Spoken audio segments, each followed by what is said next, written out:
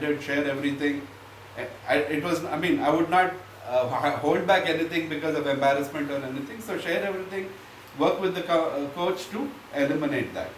And through the same period, when I applied it to Mastech, I also realized that in many ways I was actually ashamed of Mastech. Something that we had created, it's like being ashamed of your kid in some way. For me, Mastech is far more of a child than my daughter, because I was involved with Mastech way before my daughter was born, and she recognizes it, that Mastech is more important to me. And so at some point, I felt that, I was not proud. I was actually quite uncomfortable, because in the eyes of the world, Mastech was not performing as well as other companies did. And so in comparison, then investors would ask me, what happened? You've been in business same time as Infosys, you're nowhere near that, and then I'll have to create some excuse and some reason for it.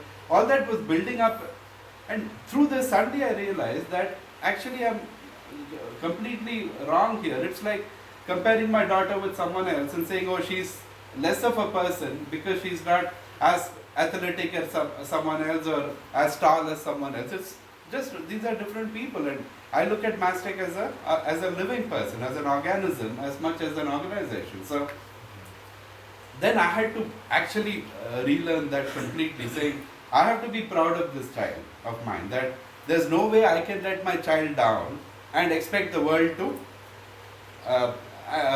hold it in high regard and high respect. So that is a process which is still happening, because I realized it a couple of years back. I've been working at it, but for me to make the shift, then the employees to make the shift, and then for people outside to make the shift, it's a time-consuming process. So as a CEO, when I watch, if I say something, by the time the last employee, and we are a small organization, last employee gets it is about 18 months.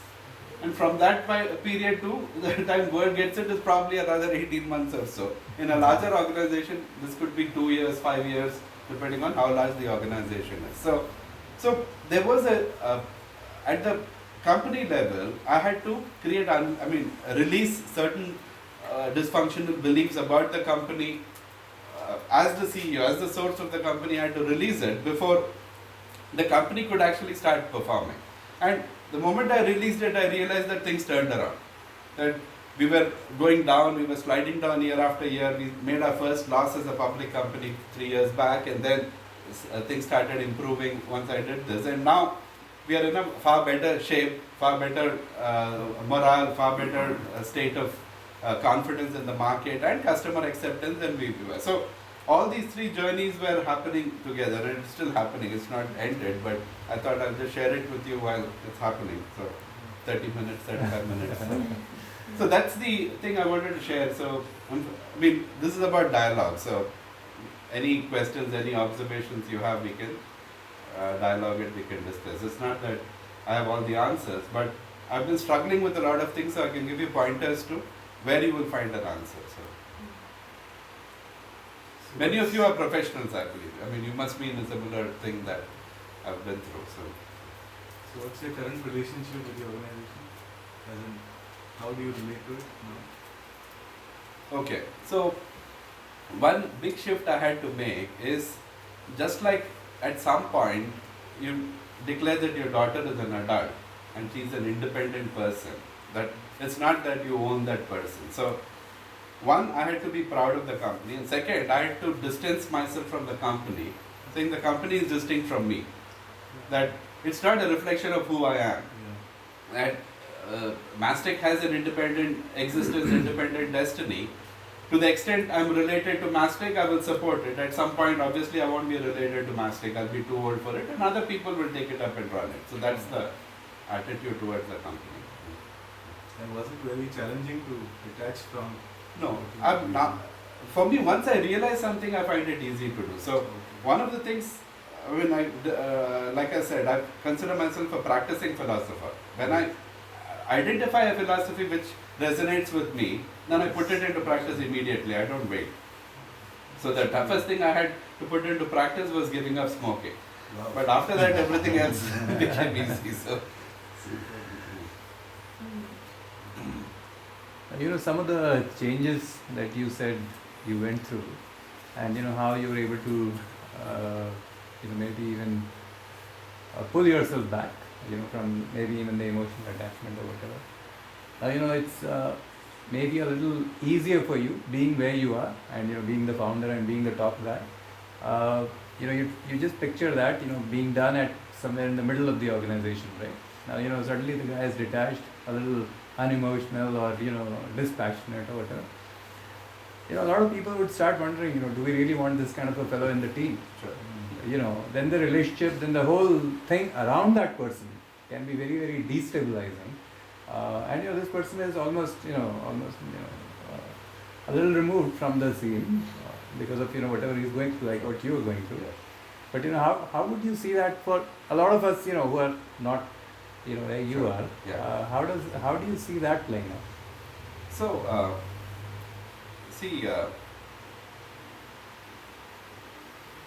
while there is a level of detachment, the commitment is still very high.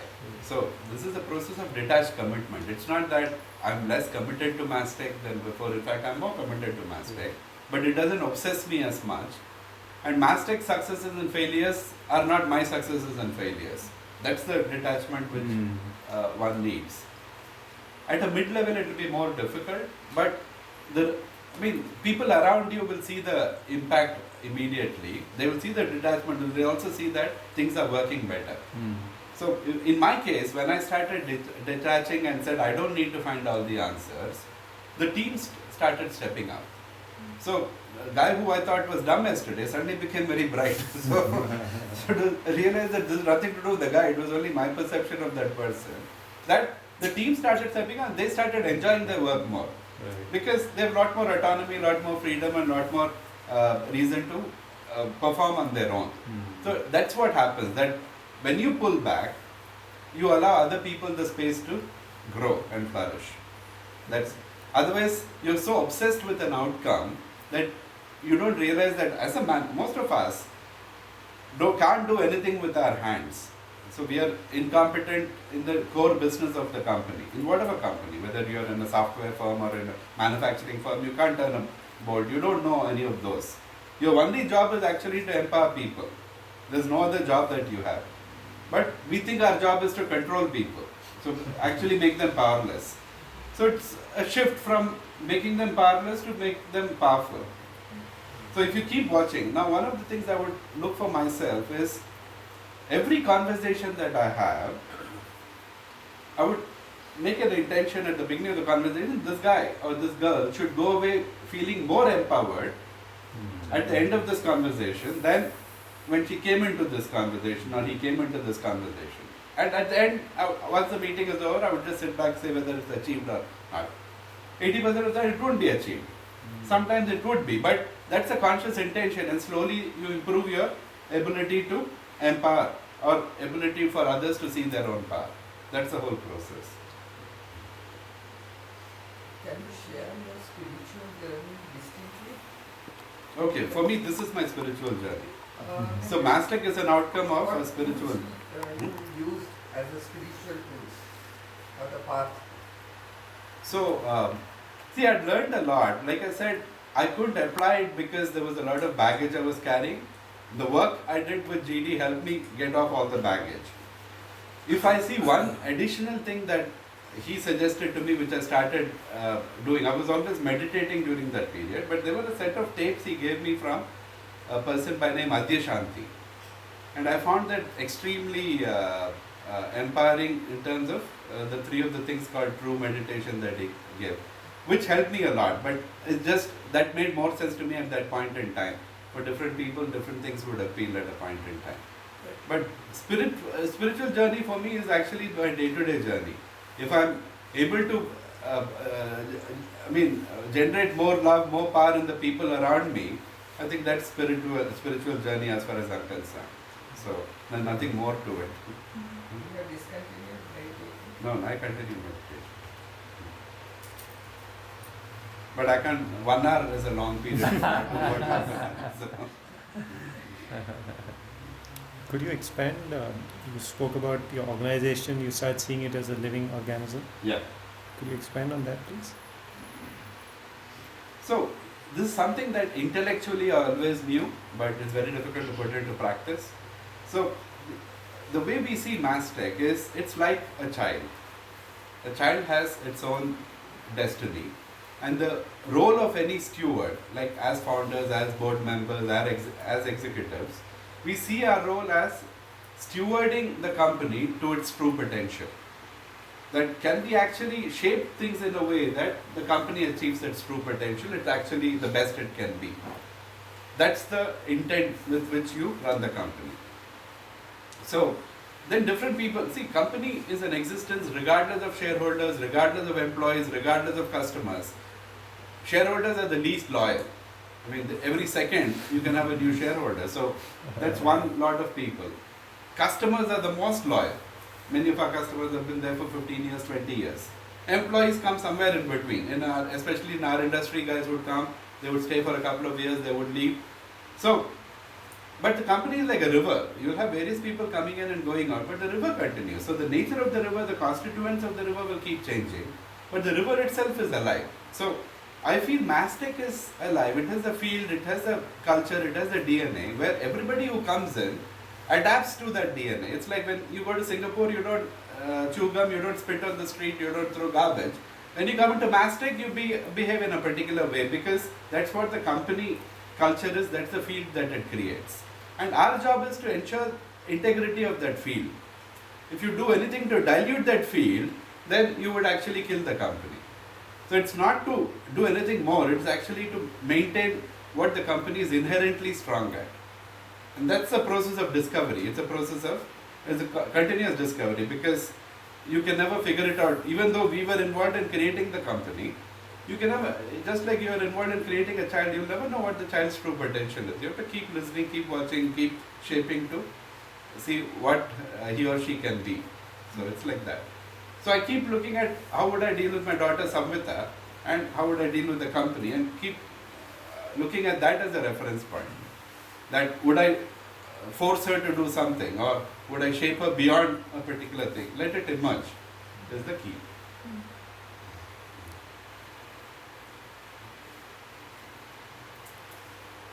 Do you feel you've started hiring slightly different kind of people ever since you... I don't think, see, caliber of people plays a role, but I think the company is more powerful than the people. The field is more powerful. So, we've seen people who would otherwise be considered very average come and do outstanding work in the company. So, I don't think it is, I mean, we have a base minimum, you have base tests, but beyond that, I think it's the environment you create for people. It's not the people themselves. And especially in our business, we can't afford heroes because everything that we do is teamwork. So individual acts of brilliance will not get us far. When you're doing a large program which is 18 months, you have 100 people working on it. One or two bright stars will always be there. That's par for the course. 3% of the staff in any team will be outstanding. But they will be outstanding and they are as required as the 97% who are not so outstanding. But they do a very essential job in the project. So I don't... The thing about talent is slightly overrated, overhyped in some way. I think as long as the company creates the right field, right atmosphere, right culture, you'll get the best out of people. In fact, there's the saying, I think Peter Drucker said once that culture eats strategy for breakfast. So it's a culture, finally, which is the most important thing. So. How do you try to make it more of a teamwork rather than enforcing some sort of an individual culture in the organization? Because whenever it comes to human beings, everyone wants to stand out, and we have this wave of individualistic illusion of being better. Like it's a culture that is pure, and it's like I see your company's culture as going against it and trying to create more of a collective society or a culture. No, it's not. Okay. So for us, the individual is as important as the team. Individual is not more important than the team. Team is not more important than the individual. I think that's the balance which is required. Because individuals have to do their best, otherwise the team will not. And only the team can produce an outcome. So the extent to which you link appreciation, rewards to team outcomes rather than individual outcomes, you promote that. At the same time, you also have individual appraisals, individual rewards, so that people are expected to be on their toes and do the best they can. So both are rewarded. It can't be one or the other. So if I take a true capitalist system, it values the individual way more than the rest. A communist system values the collective far more than the individual. Both don't work. You have to have a balance of both.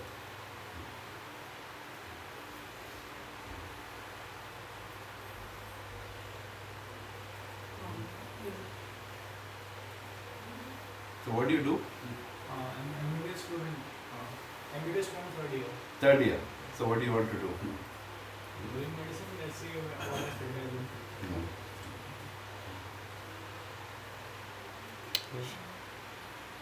You mentioned that you took your company in the same position as you look at your daughter, being a separate entity.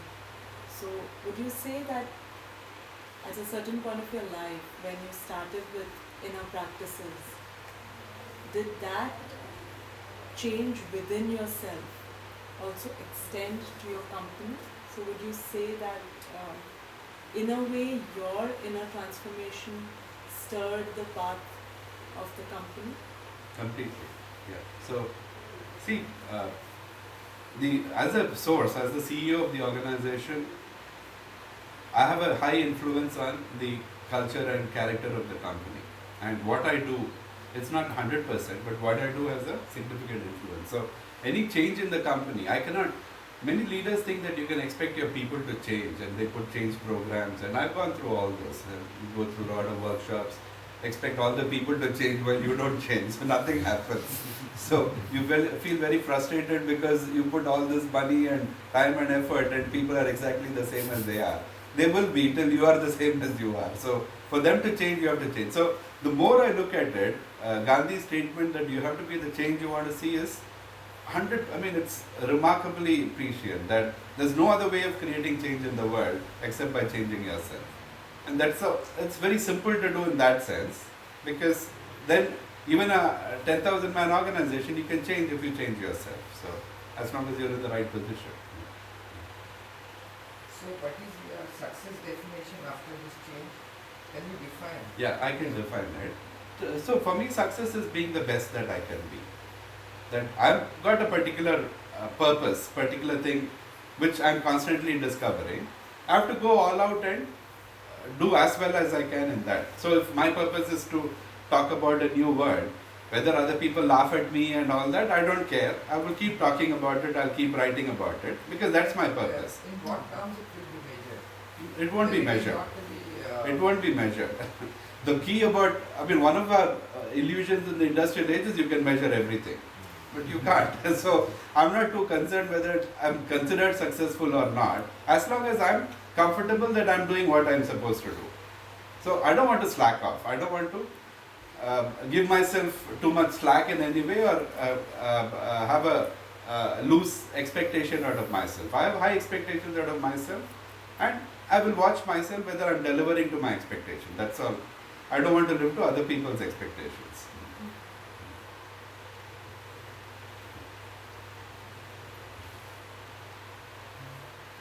Yes. You said that to see the change in the world, you change yourself. So, and I understand that with your disciplined style, you were able to do it. But what are the other things you would like to share with us so that we can also bring the change that we want to do? It's actually very simple. Why don't you try and lift that ball? Don't lift, try and lift that ball.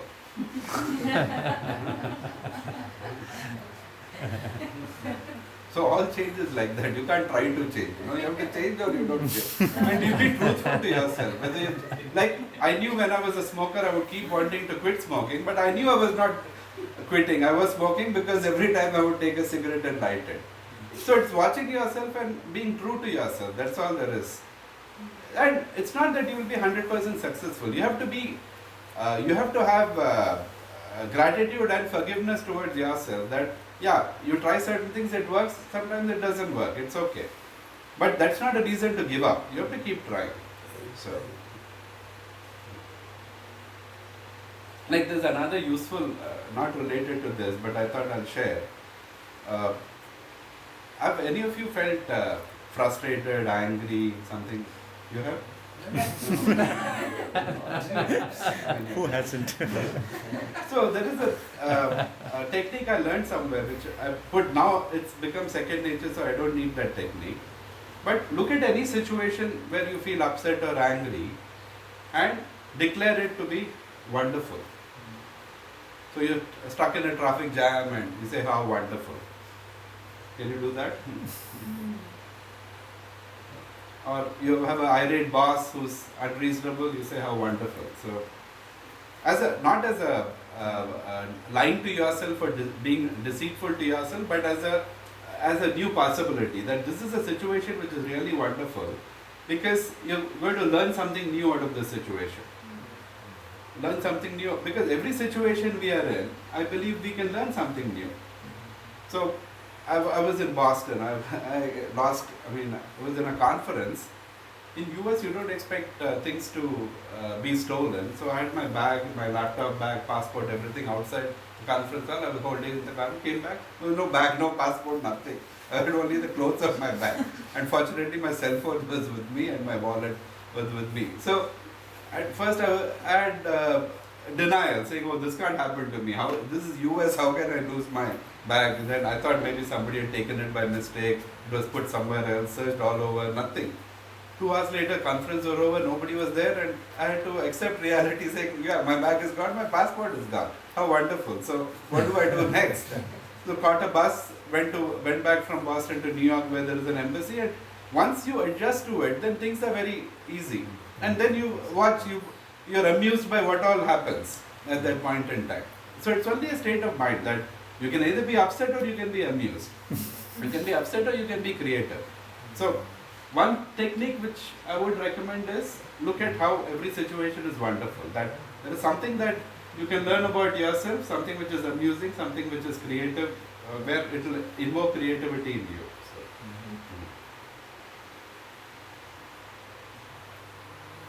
You mentioned that there was this need for you at a certain point in time to emotionally detach yourself from the organization that you created or co-created. So this whole thing of redefining success. So if Mastec would have done very well, like Infosys or any other company, do you think that your journey would still have been the same and you would have felt this need to redefine success as a construct? I don't know. So, but see, I suspect it would have been because you'd never be happy with. See, the moment you have success definition is external, then you can never be happy with where you are. So maybe we have done as well as Infosys, but what about Accenture? What about IBM? You'll always be unhappy about something, no? So, so it could be, but I don't know, frankly, what it would have been. Everybody was pressurizing us and saying, "Oh, you're not as good, not as good." So it probably helped me more. So it was really a wonderful situation because it helped me transform. If we were viewed as successful, there would be less reason to transform. So if I could play the devil's advocate here and say that, I almost forgot what I wanted to ask, but okay, maybe I'll come back to it later. Okay.